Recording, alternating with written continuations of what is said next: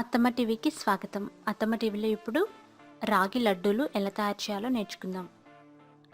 ఎంతో హెల్తీ అయిన రాగి పిండితో తయారు చేసుకునే లడ్డూలు ఈజీగా తయారు చేసుకోవచ్చు.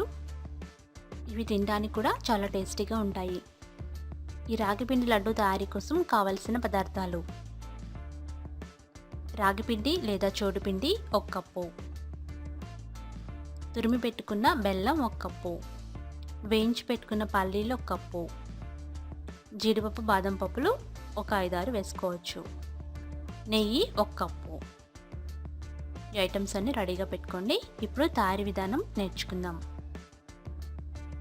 ముందుగా స్టవ్ వెలిగించి కడాయి పెట్టి వేడి చేయాలి.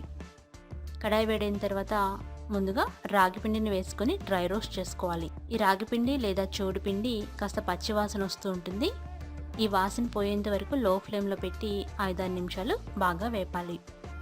ఇప్పుడు ఒక మిక్సీ జార్లో వేయించుకున్న పల్లీలు అలాగే బెల్లం వేసి గ్రైండ్ చేసుకోవాలి. అందులోనే జీడిపప్పు బాదం పప్పు ముక్కలు కూడా వేసుకోవచ్చు. ఇవన్నీ వేసి మూత పెట్టి మెత్తని పౌడర్ లాగా గ్రైండ్ చేసుకోవాలి. తయారైన పౌడర్ని ఒక బౌల్లోకి తీసుకోండి. ఇప్పుడు ఆల్రెడీ మనం వేయించి పెట్టుకున్న చోడుపిండిని వేసుకోవాలి. చోడుపిండి కాస్త చల్లారిన తర్వాత వేసుకోండి.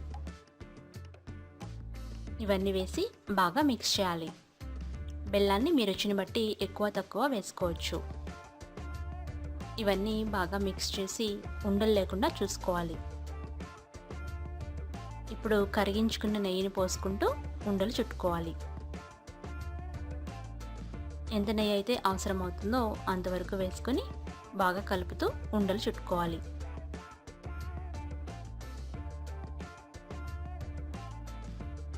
ఎప్పుడైనా ఉండ ఓడిపోతూ ఉందంటే మరి కాస్త నెయ్యి పడుతుందని అర్థం.